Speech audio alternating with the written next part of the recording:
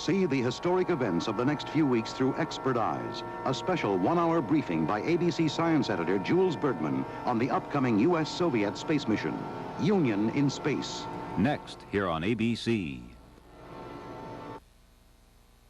It's the lemon, it's the lime, it's the sugar-free. Oh. Ladies and gentlemen, sugar-free 7-Up is now the fastest growing soft drink in America, and you did it. Of course, the fact it tastes so good may have helped a little. My mother thanks you, my father thanks you, we all thank you.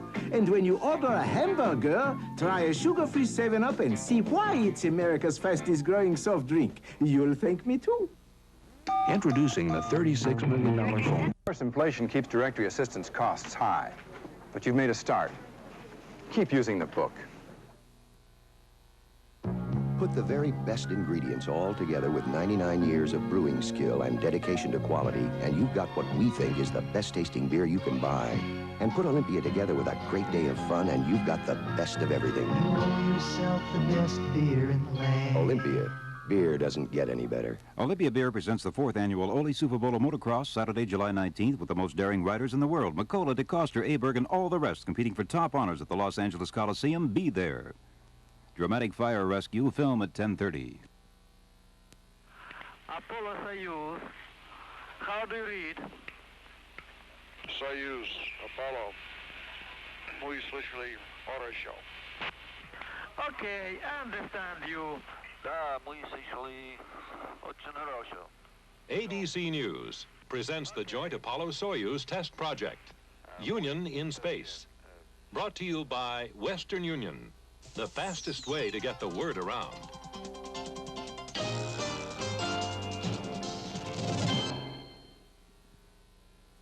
The countdown for history's first Soviet-American space mission is underway. In less than 48 hours, this Tuesday, a Soyuz spacecraft will blast off, followed 7.5 hours later by an Apollo launch from pad 39B behind me. Never before have two nations launched spacecraft and men to link up and fly together. The mission will prove out future space rescue techniques, but its greatest significance is in the political and diplomatic cooperation it has generated.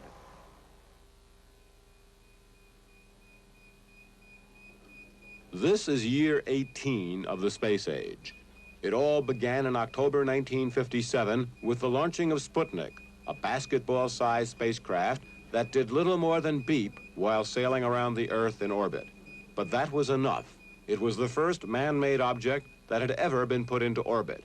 And it was made in Russia and sent aloft weeks before America's first satellite, Vanguard 1, had been scheduled for launch. Vanguard blew up on its launch pad, humiliating the world's foremost technological power for the second time in weeks. The space race was underway.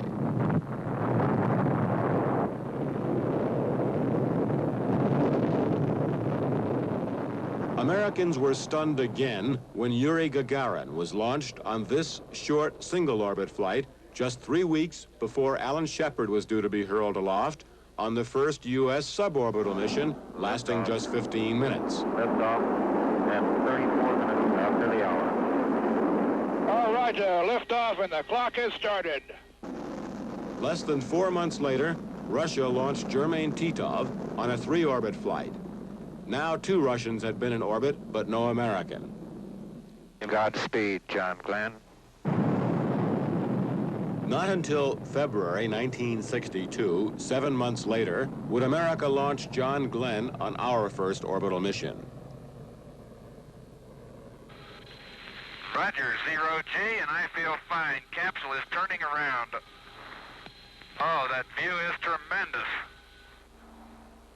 More orbital flights followed for both nations.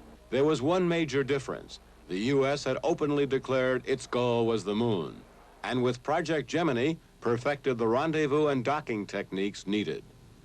At the same time, the testing of the giant rockets for the Luna mission began, and the 3-man Apollo spacecraft was being built.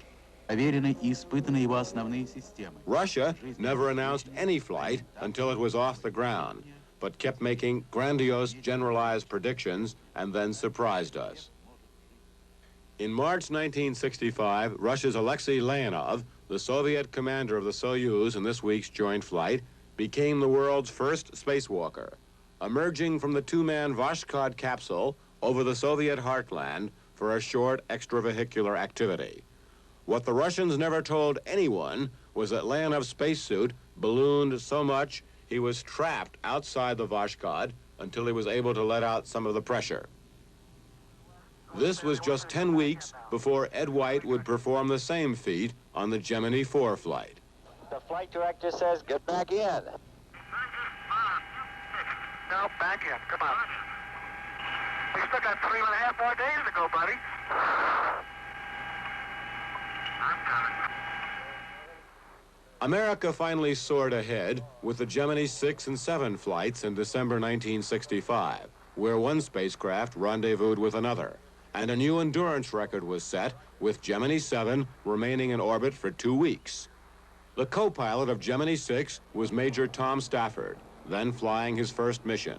He has since flown 2 other space missions and now commands the Apollo in what we call ASTP, the Apollo-Soyuz test project. Both nations pushed ahead, America for the moon, Russia as usual, with mysterious hints but no clearly stated goals. Then both stumbled. 3 weeks before the first Apollo flight, disaster struck. The Apollo 204 fire at Cape Canaveral took the lives of Gus Grissom, Ed White, and Roger Chaffee, and set back America's space program a year and a half. Russia also experienced its first tragedy in 1967 when Vladimir Komarov died on the first manned flight of the new Soyuz spacecraft. Its attitude control system malfunctioned during re-entry, and Soyuz tumbled out of control. After that, almost all the honors were American as the Apollo program came of age. Frank Borman, Jim Lovell, and Bill Anders orbited the moon on Christmas of 1968. In the beginning, God created the heaven and the earth. And the earth was without form and void, and darkness was upon the face of the deep. And the Spirit of God moved upon the face of the waters. And God said, let there be light. And there was light. And God saw the light, that it was good. And God divided the light from the darkness. The daring flight had been rushed amidst fears that Russia was about to launch a manned lunar mission. U.S. reconnaissance satellites had pinpointed an enormous Soviet rocket on the launch pad at Tyuratam, a rocket that disappeared in an apparent launch pad explosion.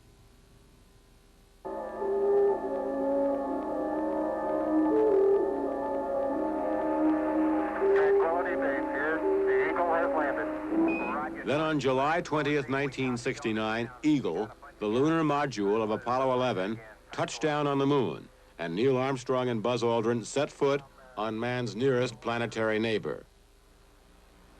That's one small step for man,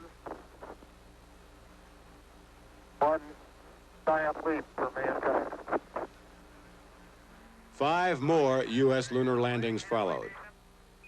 Russian spectaculars were conspicuous by their absence. Приблизилось время старта корабля «Союз-11».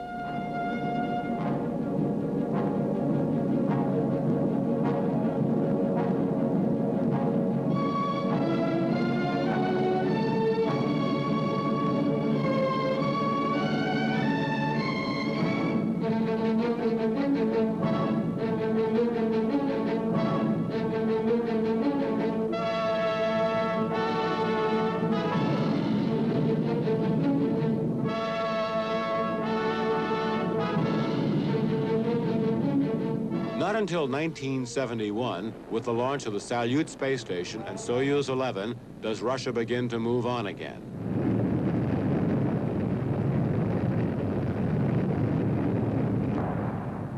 The first attempt to dock with the new space station had failed. The next Soyuz, number 11, succeeds. The goal is long-endurance flight. For 23 days, the 3-man cosmonaut crew works away in the space station, exercising to keep heart muscles toned up for re-entry after their weightlessness. But after leaving Salyut, a hatch seal fails, and all 3 men die when explosive decompression sucks the oxygen out of their lungs. The film we are seeing here was in the film magazines that came back safely on board the ill-fated spacecraft.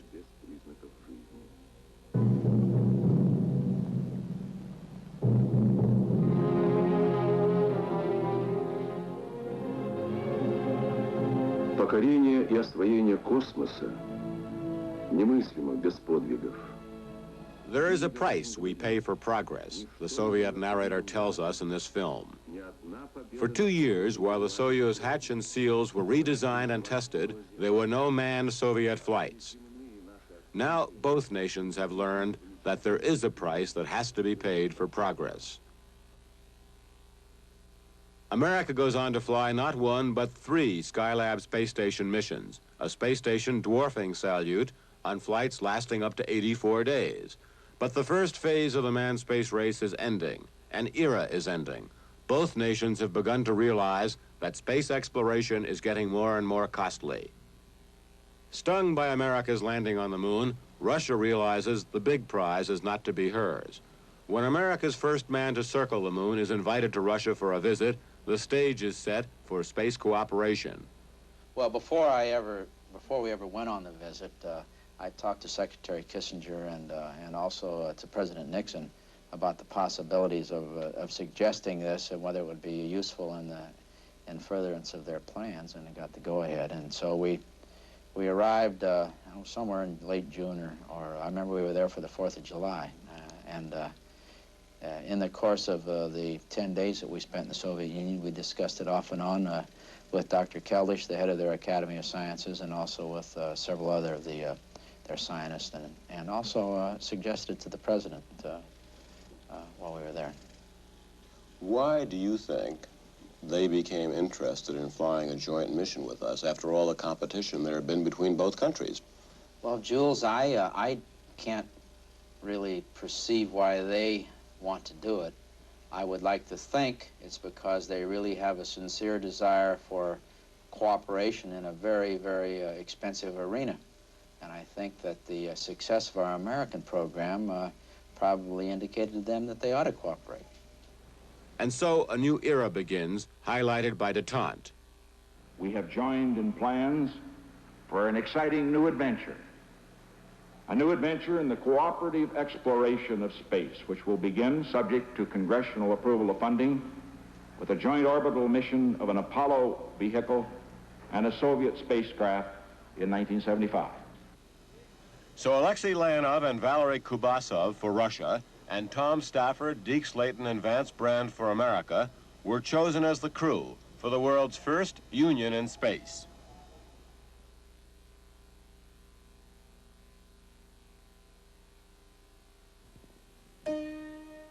Sending word across our nation when it was young could take days, even weeks. Rapid communication was impossible. Then, Western Union spanned America with wires, telegraph wires that could speed words across country in minutes. But today, a new barrier exists. Not distance, but words themselves. We generate words at an astounding rate, so fast that our ability to move them is falling behind our ability to produce them.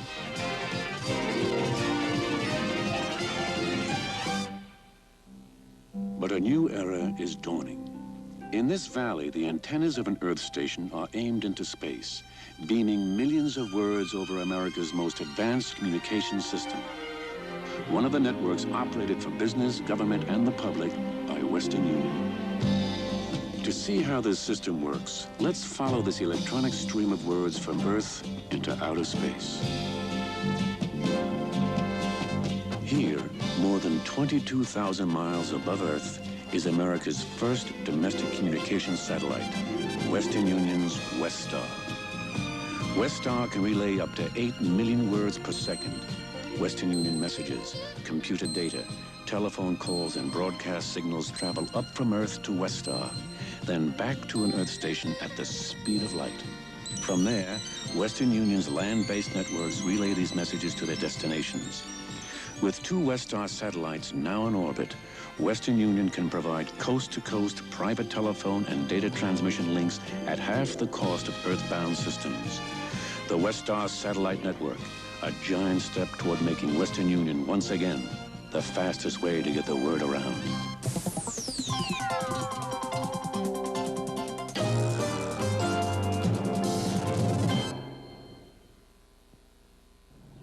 If Americans, after 6 lunar landings and space station flights lasting nearly 3 months, have lost some of their gee-whiz attitude toward space, not so the Russians. This soaring space needle in Moscow symbolizes Soviet enthusiasm. It is shaped like the ascending arc of a missile lifting off, with a rocket capping it, supported by workers and peasants. Dominating the base of the needle is a heroic statue of Konstantin Tsiolkovsky, the father of the Soviet space program. A largely self-educated peasant genius, Tsiolkovsky had been ignored by Tsarist Russia. From the turn of the century, he lived and taught in remote Kaluga, 110 miles east of Moscow. In its quest for heroes, Communist Russia discovered Tsiolkovsky, and he was brought to Moscow and honored to take his place as the guiding spirit of the newly created space program. Tsiolkovsky's home has been turned into a shrine, with his books, instruments, tools, and telescopes laid out even as if he was about to use them. A mile away is the Kaluga Museum, a major installation honoring his memory, a full-scale tribute to the Soviet space program. On a hillside terrace are full-size examples of most of Russia's space rockets. The scene is dominated by a Vostok rocket, identical to the booster that hurled Russia's first cosmonauts into space. Inside the museum are duplicate spacecraft and models of just about every vehicle Russia has ever sent into orbit or to the planets. The small lunar soil sampler that was sent up even as our astronauts were first landing on the moon. The one-man Vostok spacecraft in which Gagarin, Titov, and the early Soviet space pilots flew. They ejected from it at 23,000 feet after re-entering the Earth's atmosphere. At the Moscow Space Exhibition, a lunar crawler that traversed the lunar terrain hundreds of yards to get soil samples. The Vashkod, with an improved landing system. It was able to carry 2 men because they no longer had to use ejection seats but could land in the craft. And then Soyuz, the latest Soviet craft, in which Leonov and Kubasov will fly the ASTP mission. There can be no doubt that cosmonauts are the modern Soviet heroes, almost unmatched.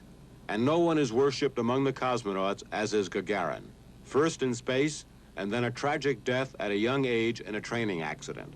Statues and busts of Gagarin are everywhere. The Moscow Space Park, the Kaluga Space Museum, Star City where the cosmonauts train. For every Soviet spaceflight, there are countless stamps, pins, and buttons honoring the cosmonauts.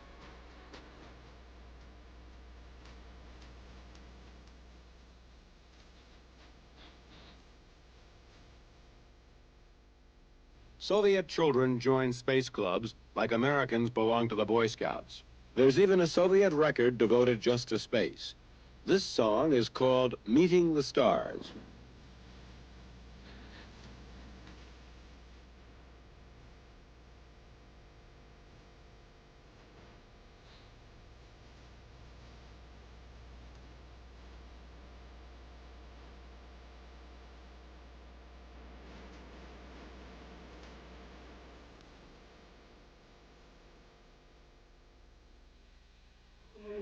Soviet television glorifies the exploits of the cosmonauts, as in this film.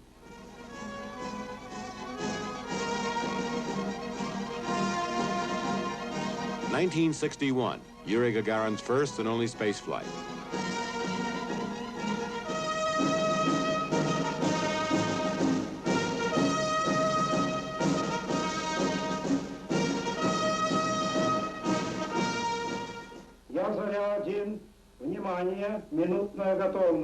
Attention, attention, 1 minute to launch.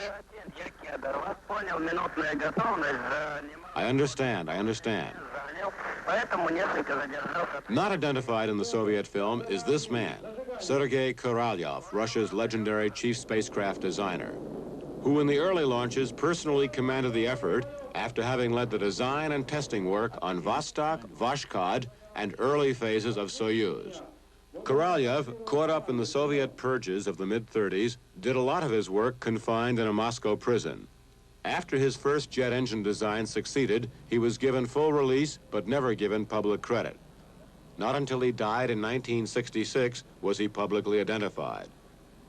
Now, Korolev's statues are displayed in all the space exhibits. The Soviet film then shows us most of their early cosmonauts and highlights of their flights.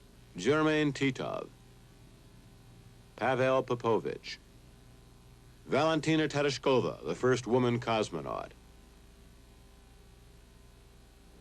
At the Moscow Space Exhibition, a heroes gallery of all Soviet cosmonauts, past and present, living and dead, a permanent tribute to the more than 36 Russians who have flown in space. 1965, and Alexei Leonov, a 30-year-old cosmonaut, after his first mission, explaining what he had done. Now, of course, he is commanding Soyuz on this week's ASTP mission. This brief walk in space on the Voskhod 2 flight made Leonov a new instant Soviet hero. In reality, Leonov was no new kid in town. He'd been a cosmonaut from the very first days of the late 50s. A parachutist and pilot, Leonov had made 150 jumps. The parachute experience was a qualifying requirement for spaceflight because early space pilots, after ejecting, had to parachute to land. Leonov's wife is a school teacher, a woman of few words in public who is dedicated to what her husband does. Can your wife give us any idea what it's like being the wife of a cosmonaut?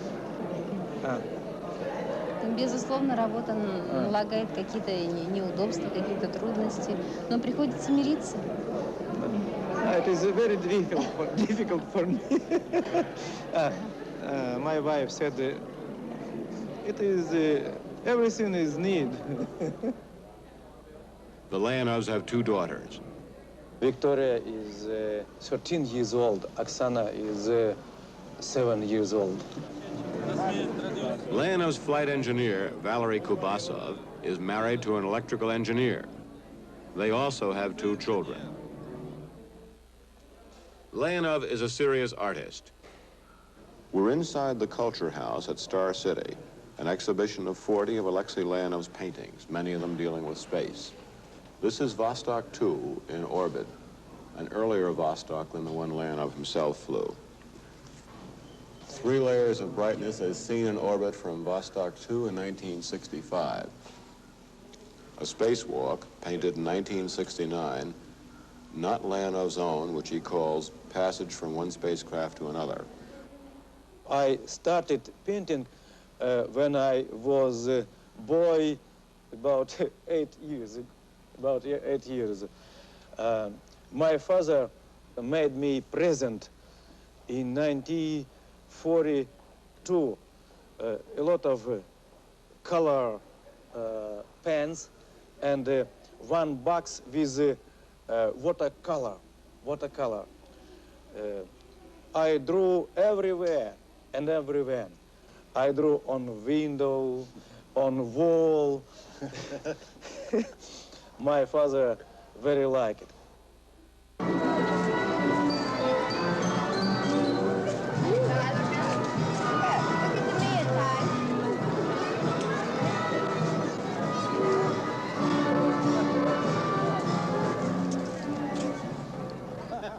A highly sophisticated man, Leonov wears suits he bought in Paris, is a member of the Soviet parliament representing a Moscow district, and in contrast to the cold and stern image many Russians project, has been friendly and outgoing during his visits here.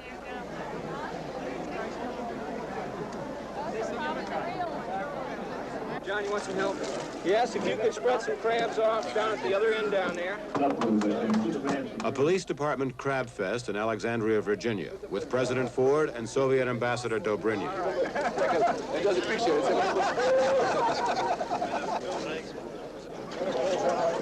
Ambassador, where's your vodka? Next time, I just know.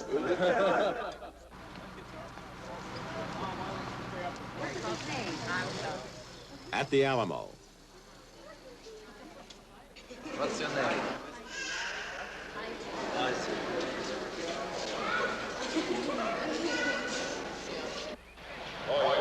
At the Astrodome in Houston.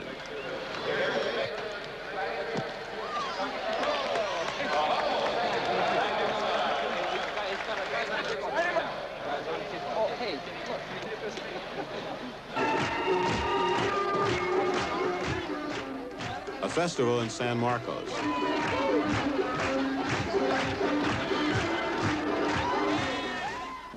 At Cocoa Beach near Cape Canaveral.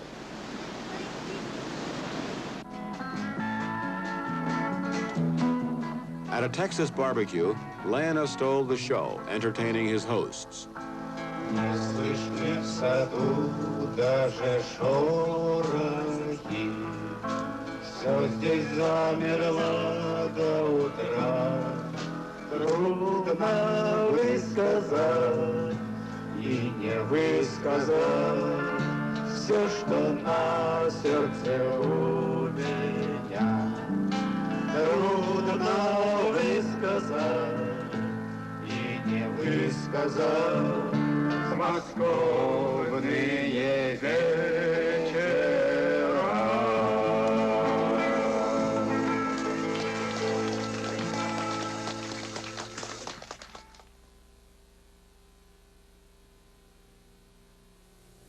For generations, the fastest way to send a message was to go to a Western Union office. But since then, the world has changed a lot, and so has Western Union. In the past decade, Western Union has undergone an enormous modernization. So today, we can move words as fast as America generates them. Now, the world's largest telephone answering service makes it easier to reach Western Union. Hundreds of operators are on duty round the clock. So when you call us to send a mailgram or a telegram, Western Union, may I help you? your message is received in just moments. May I have your party's name and address? To speed your message to its destination, every operator is linked directly to our central message routing computer. Thank you for calling Western Union. In all, we've invested more than $1 billion to make Western Union more than ever the fastest way to get the word around.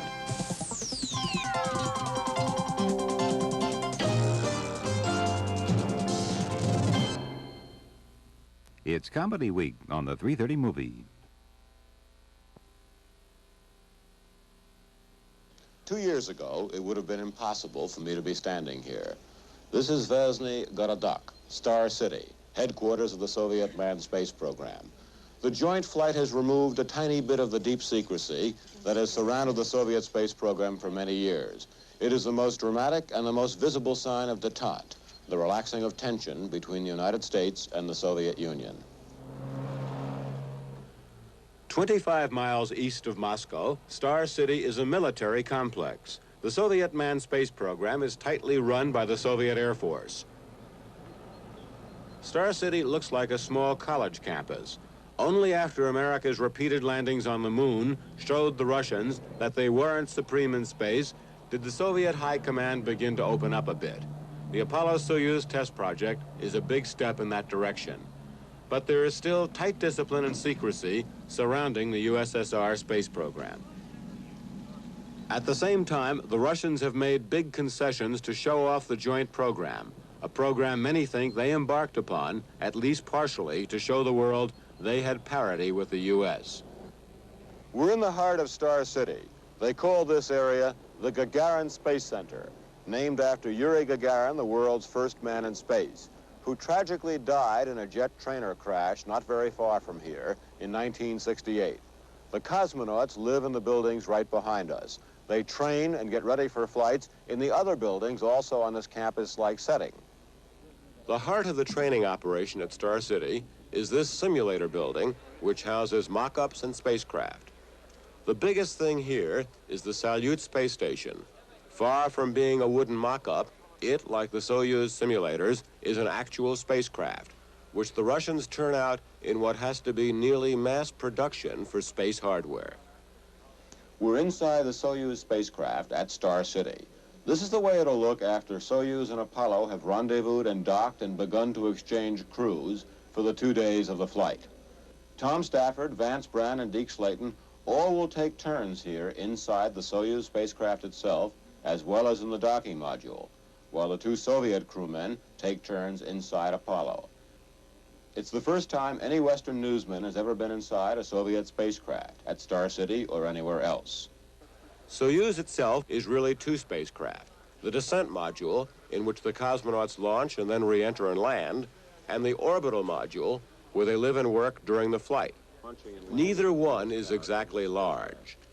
Well, the Soyuz is different from Apollo, but it's certainly perfectly satisfactory. Be no problem. For a tall man like yourself, is it awfully snug? Well, snug, but you keep your knees up closer, Jules. It's adequate in size. It's adequate in size. How about the instrumentation and the safeguards as compared to Apollo? Well, no, they have redundant systems. Like you look over here, they have reserve batteries, and they have the buses split. We've gone over all the systems here, and they use the disciplines in space of having backup systems, interconnects. Would you buy this spacecraft if you had to launch in it? Sure, there's no problem. And we've been through all of their systems. They're specialists, and we've analyzed it, and to me, it's a good. I'm going to be flying it in space. How do you rate Soyuz as opposed to Apollo? Well, they were designed for two different missions. Apollo was designed to go to the moon, you know, and have systems fail out and get back, where this was designed for Earth orbit. If we designed only Earth orbit, Apollo would have been a lot simpler. Alexei, how do you rate Apollo as compared to Soyuz? Rate. Apollo. I know Apollo spacecraft, and I know Soyuz spacecraft too. 20 minutes ago, I said this is a very different spacecraft. The objective of the Apollo spacecraft is a mission to the moon. The objective of this Soyuz spacecraft is a mission around the ground. Okay. Okay. Which spacecraft would you rather fly, Alexei, or doesn't it matter? I like Soyuz spacecraft, and I like Apollo spacecraft too. I can fly. The astronauts' training was the furthest the Russians have ever gone in letting Western newsmen in to look around. The Russians had barely started this facility when ASTP was begun. They then expanded it. Some of the training methods and consoles are startlingly similar to those worked out by the U.S. Space Agency. Apollo Soyuz, how do you read? The crew may experience all kinds of technical problems, but the language barrier after 3 years of training isn't likely to be one of them. Долго стоит. Okay, I understand you. The American crew will speak only Russian. The Soviet crew will speak only English. We understand each other very well. When Tom speaks in English slowly, I understand too. When I speak Russian slowly, Tom understands me, I'm sure. I can see you've got the English mastered. But Tom, when you've docked, for example... Okay. When you've docked, how are you going to tell Alexei we are opening the hatch? Сейчас я открываю люк номер 1. We've equalized the pressure. Мы выравниваем давление из люк номер 1. Everything is normal. Все нормально. How do you read me, Tom? Отлично. Как слышите меня? I read you well too. No 5 by 5. So I read you well. Хорошо. 5. 5. 5 by 5. Loud and clear. Piloting language is really a universal language, is what you two are saying. Да, это самое. How about food? Are you both going to try each other's food? In Apollo spacecraft, we will eat American food. When American member Apollo spacecraft will be in the Soyuz spacecraft, they will eat Russian food. Tom and the other American astronauts tasting Soviet food. The Soviet crew tasting the American food. How did you take to the Apollo food? I like it. But I more like Mexican food. Chili. Chili. You know, I come around like that, and I'm right here. I just roll like that. Roll position. Yeah, we're already there. The Soviet training at Star City includes classroom sessions. The U.S. training in Houston included a review of survival equipment for the Russian backup crew. A signaling mirror. Mirror. Signal mirror. Лица, друг. Radio. Radio. Это радиомаяк. У нас радиомаяк. Anatoly, как слышите меня? I read you very well, loud and clear. Some other signaling devices.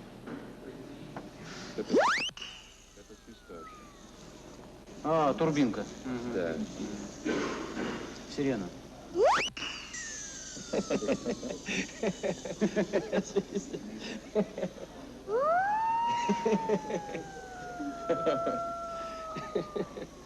Good boy. Danger.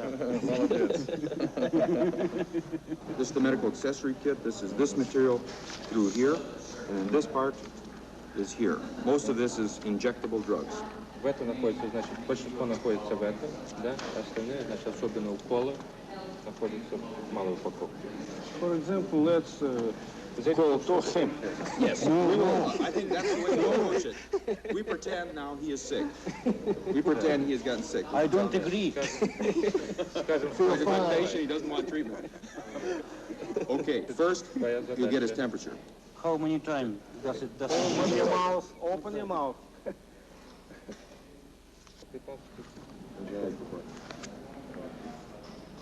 Be careful. Okay, push in and then pull out.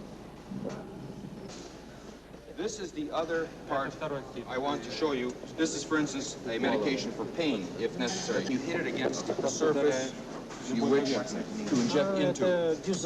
Очень легко, не надо очень. Нажми. Просто нажать или... Не, просто приставь. Не треба тримати. No. Просто приставь, толкни, ну да. Удар больше, сильнее. Okay? And this can contain medication for pain, for motion sickness. This type of material is included in this. Так она на такую глубину и проткнет тело. Ну-ка, давай. No, I will cry. Very loud. Despite the obvious warmth and camaraderie among the crews, there are still some suspicions and closed doors. For 15 years, the Russians have tried to conceal the location of their manned launch port by calling it the Baikonur Cosmodrome. That turns out, as many of us suspected, to be just not true. Baikonur, in fact, is a city 135 miles away from the real launch site at Tyuratam. The Russians weren't even going to let the astronauts themselves look at Tyuratam, their launch center. But Tom Stafford laid down the law, declaring, if we don't see it, we don't fly the mission. And the Russians gave in. Our astronauts were the only Westerners ever to be allowed here, aside from Charles de Gaulle. And the Russians, to preserve the secrecy, flew them in and out at night in total darkness. It is a huge area, with Russia's long-range military rocket test stands and silos scattered over hundreds of square miles of high desert. Our astronauts never saw any of that. They were shown and got inside the actual Soyuz that Alexei Leonov and Valery Kubasov will fly into orbit, and inspected the rocket itself closely.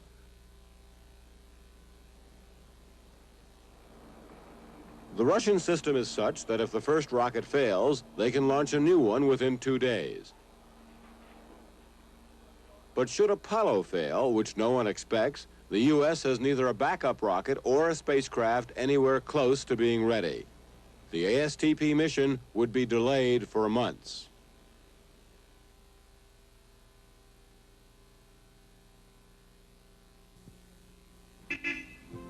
Mrs. Ruth Fenton of South Pasadena, California, is about to receive a birthday message from her married daughter in Philadelphia. But this year's birthday greeting is special.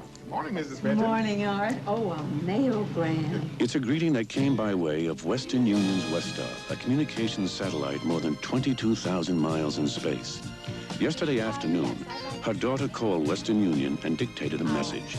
Next, Mrs. Fenton's mailgram bounced at the speed of light from coast to coast via Westar and arrived at her post office for delivery in this morning's mail. Westar can speed messages between points all over the country. Low-cost mailgrams. Another way, Western Union is the fastest way to get the word around. Good news, dear? Yes, Alex, the kids are coming west next month. Oh, that's great.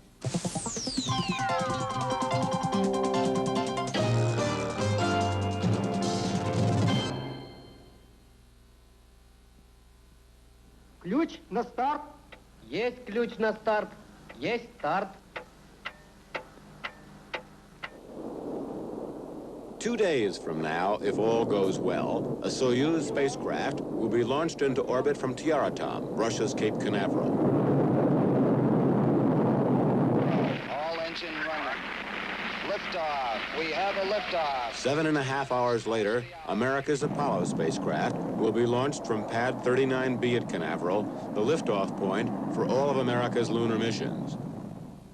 Then a classic space game of chase will begin, with Apollo in a series of rendezvous maneuvers to catch up with Soyuz, maneuvers that were effected during our Project Gemini.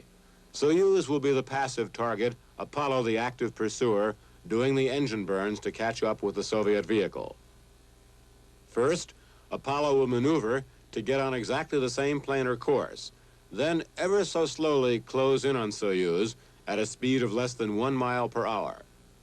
For the next 30 minutes, the two spacecraft will fly in formation, station keeping it's called, while the control centers and crews of both nations make sure everything is okay.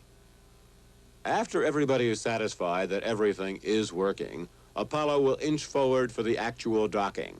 The world's first joint spaceflight will actually be joined, with the two vehicles linked together. A spacecraft named Soyuz. It's the Soviet word for union or rendezvous, and Apollo. The mission literally is a union in space. The most unique thing about it is this docking module, which links together the Apollo spacecraft and the Soyuz spacecraft after they're in orbit. To make it happen, both nations had to agree on a common design for the docking module, which was built by the U.S. The docking device or adapter, which links together the Soyuz spacecraft and the docking module in orbit, is an improvement over the previous devices used by both nations. We should see it all happen this Thursday, just after 12 noon Eastern Time, 7 p.m. Moscow time, when the final docking takes place over Germany. Both Apollo and Soyuz will be sending back live television pictures to Earth via the Applied Technology satellite positioned 22,000 miles over the Earth. The pictures will be relayed to the U.S. and Soviet control centers, and from there to the networks and your home screen. For the next 3 hours, the crews will be getting ready to cross over to the other spacecraft. Alexei Leonov and Valery Kubasov will lower the pressure inside Soyuz from its normal 14.7 pounds per square inch to 10 pounds, to be sure neither crew gets compression sickness or the bends. The American crew will have checked out the docking module, and Tom Stafford, the U.S. commander, will be waiting for Leonov as he opens the hatch on his side and enters from Soyuz, just as they did during this training in Houston.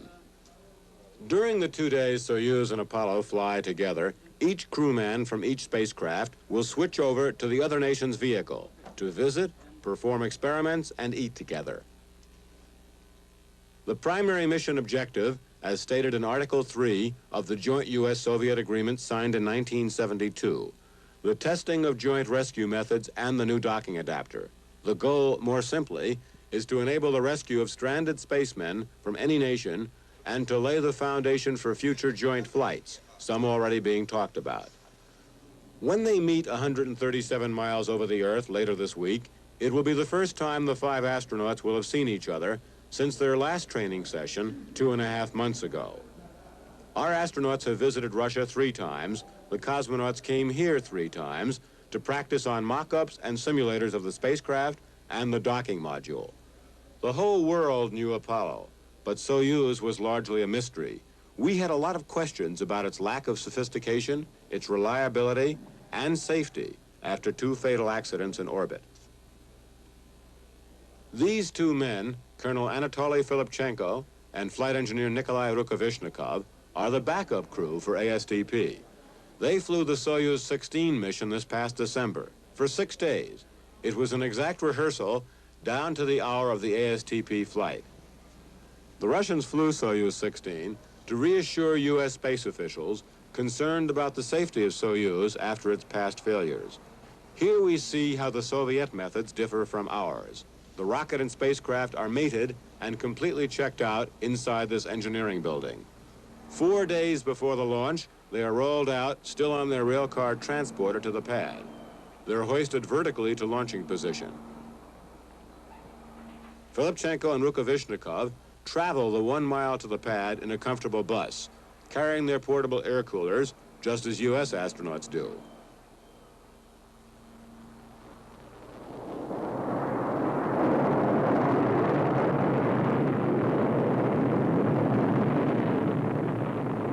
The launch was perfect, and by all accounts, the entire flight was a full success. The two cosmonauts had no problem in the orbital part of the flight, and then simulated the docking part of the mission. They carried a mechanical docking ring up with them, and using it, extended and retracted their part of the joint docking system, proving it worked. Just before coming back to Earth, they ejected the docking ring, leaving it in orbit, and here we see Soyuz backing off from the docking collar. A first, the first time we have seen a Russian spacecraft descending on its parachute. With huge open stretches, the Russians have always brought their vehicles down within their own borders on land and have no concern about coming down in a populated area. The U.S., with much less open land, has always used the vastness of the oceans for landing. The dust cloud we're seeing here is apparently snow and dirt kicked up by small rockets the Russians use at the last moment to slow the spacecraft before it touches down. After 2 successes, the next Soyuz failed, and the cosmonauts had to use their escape tower to get away from the rocket as it yawed off course. Some Americans still think the Russians have too high a failure rate. Out of 19 manned Soyuz flights, 5 have failed. 2 crews, totaling 4 men, have been killed, all during re-entry. 2 flights failed to dock in orbit, but the crews got back safely. 1 flight, that first Soyuz 18, was aborted during launching, but the crew got back. Comparing the Russian to the U.S. record, 2 out of 15 Apollo missions have failed. 3 U.S. astronauts died in the ground fire a month before the first Apollo flight. Apollo 13 failed in orbit, but the crew got back safely after flying around the moon. The breakdown, then, is that Apollo has had a 13% failure rate, Soyuz has had a 26% failure rate, exactly double. Captain Gene Cernan, who commanded America's last lunar flight and is special assistant to the U.S. program director, is nevertheless satisfied that Soyuz is now both safe and reliable enough for the ASTP mission. To me, it's not dangerous. There's nothing unsafe about it, or we wouldn't have come to the agreements, as I said earlier, that we have come to fly in the Soyuz spacecraft. And if you look at it today, Soyuz is a very operational spacecraft. It is going from Earth to space at regular intervals. It's servicing a space lab called Obsolete, although not as big as Skylab. It is an effective spacecraft, and in fact, the Russians now have a forerunner to a shuttle vehicle operating today, and very effectively. What are the basic components inside Soyuz here? Well, in the orbital module here, primarily behind this big shelf, we have some gauges and some controls, but this is their environmental control system. This is their food for life, if you will, in the orbital module, where they get their oxygen and maintain their pressure and get their water and so forth. Food is stored in many containers like this, and they have them around here, and they have bags, much like we do for weight considerations like this, and they have right up against that bulkhead, a little, what they call a food warmer, where they can put tubular food in there and warm it up, and there's an awful great difference between warm food and cold food in space. We're inside the docking module, Gene. What happens in here? Well, the docking module, Jules, is where we go from our low-pressure oxygen to their high-pressure air, and we have to make a pressure change, step up to go into their vehicle and step down to go in our vehicle. So this is, in technical terms, is an airlock, really. Gene, what happens if things go very wrong and our Apollo spacecraft isn't safe, or their Soyuz spacecraft isn't safe for re-entry?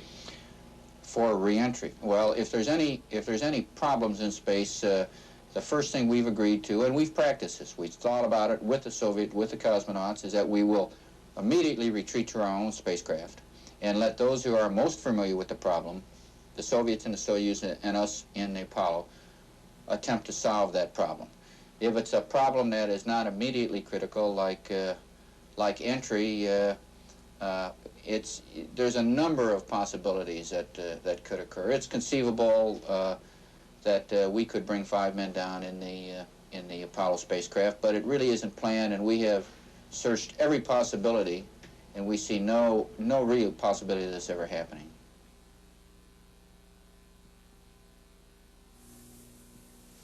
Here are the West Coast figures. I don't have time to call all those people. Send a telex, have them reply the same way. Right. That scene's being repeated a lot these days as more businessmen find Western Union's telex and Twix networks a fast alternative to the phone, especially when they need to reach more than one person. Take telex. It isn't just fast, it can also be a lot cheaper than the phone. A 3-minute call, Washington to San Francisco, costs $1.36. A 65-word telex message, just 60 cents. A call from Chicago to New York, $1.20. Telex, 30 cents. Philadelphia to Boston, $1.08. The telex, 18 cents. When you've got to get the word around fast, don't reach for the phone. Have your secretary send a telex or Twix. It's probably just down the hall.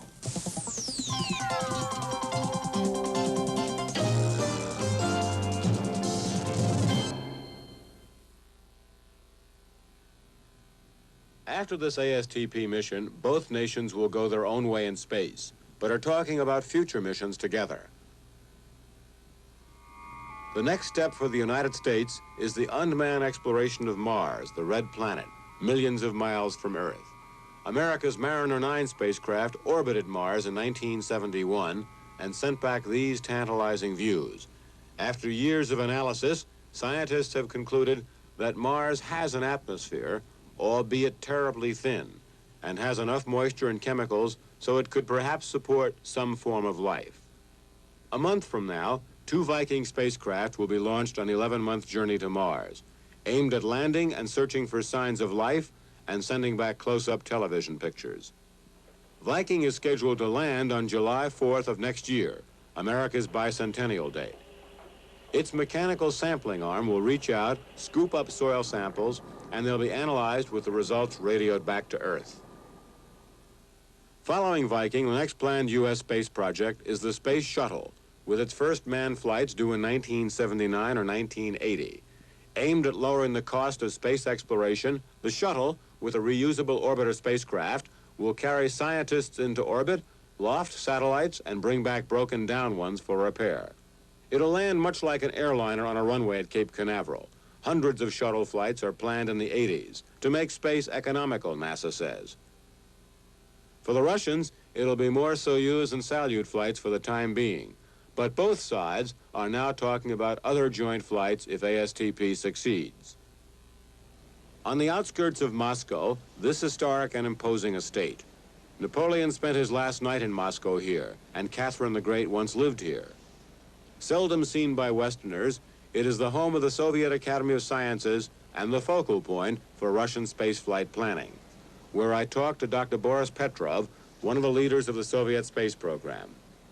You seem to be saying that there are proposals for talking between both nations, and that it's very likely there will be future projects. Yes, we shall have future projects according to our own program, as the United States according to your national program, and our national program devoted to space research by automatic vehicles and by spaceships or space stations like Salute programs. This program will continue, and in the development of this and to realize this national program, it's possible to find several items, several tasks to solve joint cooperation. NASA's Glynn Lunny, ASTP technical director, confirms that both sides are talking about future missions. I think where we now go is a discussion of what missions would be productive and useful for both of us to do jointly in the future. We will probably renew those conversations later on this year. In our case, we will be looking forward to operating the shuttle in the 1980s, and there are a whole variety of mission possibilities that opens up. On the Soviet side, they probably, for the near future at least, will continue to operate the Soyuz, the Salyut, and we will probably see advanced versions of those or perhaps entirely new spacecraft by the time the shuttle is operational. And I think the missions of the future will involve those kind of pieces of equipment. Deke Slayton, the ASTP docking module pilot. What is happening with their space program that you see? Well, I can only conclude that they're going on at a very rapid pace. They certainly aren't slowing down, and I would guess they're accelerating, if anything. And what do you see happening to our space program? Well, I think we're going to press on, too, but obviously we're kind of at a low part of the curve right now. I'm confident that we're going to get the space shuttle built and operating efficiently, and that space is going to become more of a routine thing. I think part of the problem in this country, we got to stop and go sort of a thing. We hit one thing like the lunar landing, you know, and that's got a lot of charm to it, and so everybody's behind it. But once you've landed on the moon, and you got a whole bunch of people say, well, so you've done that, what else do you want to do? They forget that wasn't really all it was all about. And so I think we've just got to settle down for the long haul here. And you know, the charm of first was long behind us, and people need to start looking at what's the long haul. I think the next time you're going to see that kind of enthusiasm for space that we saw for Apollo is when we decide to go to man to Mars. I don't think it's going to happen before that. But we're going to do a lot of good work in the meantime, in my opinion. And I think we're going to go to Mars someday, too, and I think you and I are going to see it.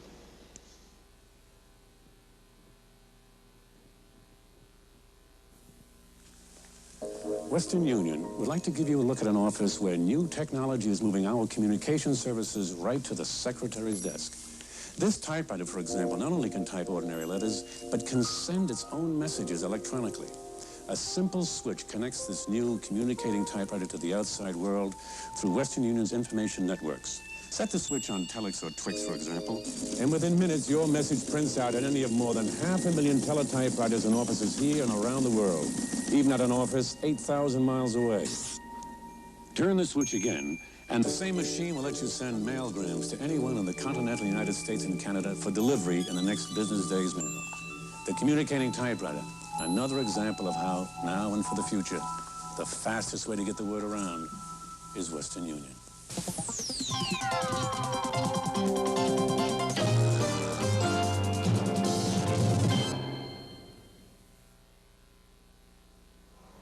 We have seen where both nations can go in space. The truly remarkable thing about ASTP is not what it will accomplish, which is minimal, but that it is at all, that it actually is happening. That two nations so politically different, two societies so long suspicious of one another, after 3 decades of confrontation in the Cold War, the Berlin airlift, the Cuban Missile Crisis, the prolonged and continuing conflicts in the Middle East and Southeast Asia, that those two nations can put aside their earthly hostility and distrust to work toward a joint future in space. That's what ASTP is really all about. Can Russia and the U.S. work together toward future flights? No one is sure, but so far the answer seems to be yes, if this flight succeeds. This is Jules Bergman at Cape Canaveral. Union in Space has been brought to you by Western Union, the fastest way to get the word around.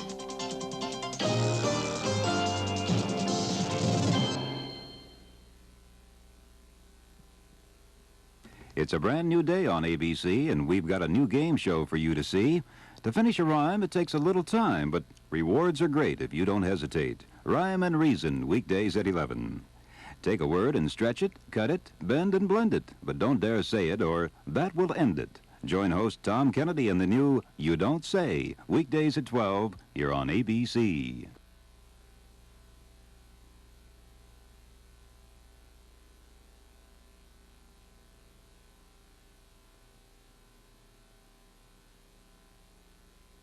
This has been a presentation of ABC News.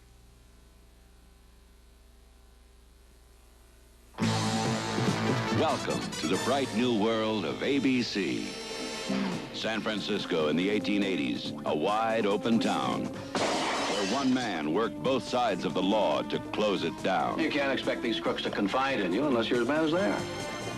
Sprawling and bustling with action, the Barbary Coast. Welcome to a bright new world this fall on ABC.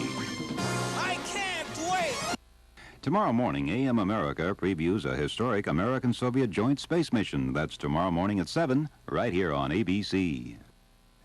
Israeli planes have raided an alleged guerrilla weapons factory in Lebanon. We'll have a film report tonight, and 2 hold-up suspects captured following a high-speed chase in West Hollywood.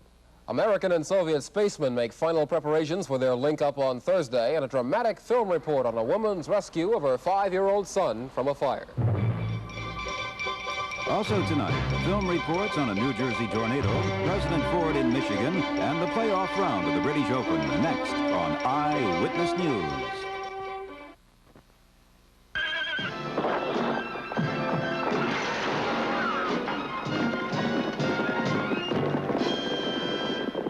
Now comes Miller time. You always thought you had the fastest quarter horse in 3 states, and he just proved it. Now's the time to head for the best tasting beer you can find. America's quality beer, Miller High Life. If you've got the time, we've got the beer, Miller Beer. Presenting the SeaWorld Vacation. You'll visit Polynesia and a circus. Meet friendly natives and relax. You'll see a new show starring Shamu, the Yankee Doodle whale. Explore tropical reefs and have an adventure beneath the sea. For a world of things to see and do, for this year's best entertainment value, it's SeaWorld. For all you shoppers who are looking for another reason to switch to Vons, it's behind this door. Our Vons exclusive. Whee! He's been very busy lately, slashing even more prices store-wide. Does that make Vons the lowest price supermarket in town? Well, that's what he's working on. In fact, here's an example. Tide detergent, a 49-ounce box, just $1.08 at Vons. Chuck Henry reports on sharks tomorrow night at 5. This is Eyewitness News, the 10:30 report with Dick Carlson, Larry Carroll, and the Eyewitness News team.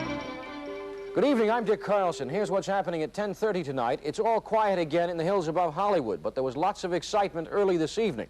Sheriff's deputies swarmed throughout the area on Fairholme Drive. About 6 o'clock, they were looking for a pair of robbery suspects. Now, there were some reports of some shooting. There was no gunfire. Bill Redeker was there when the search ended. The suspects held up Regina Liquor Store on Santa Monica Boulevard in West Hollywood. They ordered clerk Bill Jones and his 77-year-old friend George Brandis to lie down. Jones obeyed, but Brandis didn't. So the suspects hit him over the head and made off with $200. From the liquor store, the suspects headed up into the Hollywood Hills. With the help of the Sheriff Department's helicopter, 45-year-old Manuel Tamanto and 30-year-old Eddie Anspach were sighted and captured. The $200 and the guns were found nearby. Both have been charged with assault with a deadly weapon and robbery. Meanwhile, victim Brandis is reported in good condition. And back at the liquor store, clerk Bill Jones tells a story that has been repeated several times before. And the guy told me to lay flat down on the floor there, so I did. And he jumped over the counter and got in the register and took what was in the register, then got what was in the box. And in the meantime, I heard some commotion over there, and evidently they had hit the man that was with me over here in the head with a gun butt. Did they threaten you at all with the guns? Well, sure they threatened me. They told me I'd lay flat or they were gonna kill me.